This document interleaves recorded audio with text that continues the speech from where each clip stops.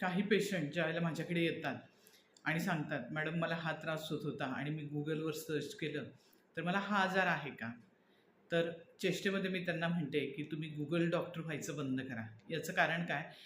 पेशंटला जाणवणारे लक्षण साधं असतं. अगदी साधी डोकेदुखी असेल, तर त्यासाठी ज्यावेळेला एखादा पेशंट Googleवर सर्च करतो, त्यावेळेला भयंकर आजारांची लिस्ट त्याच्यासमोर येते आणि मग विचारांचं चक्रव्यूह सुरू असतं. मुळातच असे पेशंट जे Googleवरती सर्च करतात किंवा माहितीचा सोर्स सारखा शोधण्याचा प्रयत्न करत असतात, असे पेशंट मुळातच अँक्शियस असतात.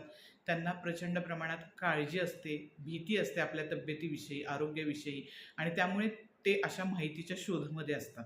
आणि म्हणून ज्यावेळेला Googleवर सर्च केलं जातं, त्यावेळेला अवास्तव भीती त्यांच्यामध्ये निर्माण होते, ज्याला आपण सायबर कॉन्ड्रिया किंवा अँक्झायटी असं म्हणू शकतो.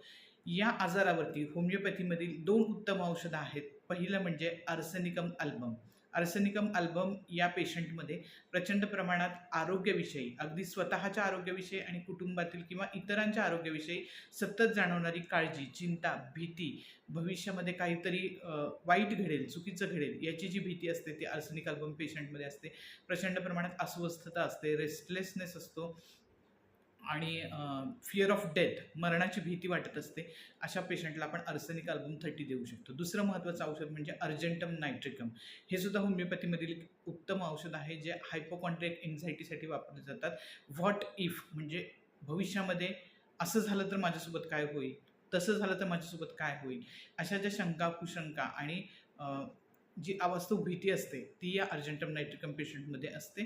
त्यामुळे अशा पेशंटला अर्जेंटम नायट्रिकम 30 हे मेडिसिन आपण देऊ शकतो. तर ही 2 होमिओपॅथीमधील महत्त्वाची औषधं होती, जी अँक्झायटीसाठी किंवा हायपोकॉन्ड्रियाक अँक्झायटीसाठी आपण पेशंटला देऊ शकतो किंवा Google डॉक्टर यांना आपण देऊ शकतो, असं मी चेष्टेने म्हणते. कारण अशा पेशंटला प्रचंड प्रमाणात विचार करण्याची सवय असते, काळजी, चिंता करण्याची सवय असते आणि त्यामुळे असे लोकं माहितीच्या शोधामध्ये असतात आणि त्याच्यामधून वेगळंच वळण त्यांच्या आयुष्याला लागतं, जेणेकरून त्यांच्यामध्ये हे मानसिक लक्षणं पाहायला मिळतात. तर निश्चितपणे Google डॉक्टर होणं टाळलं पाहिजे, असं माझं ठाम मत आहे. Thank you.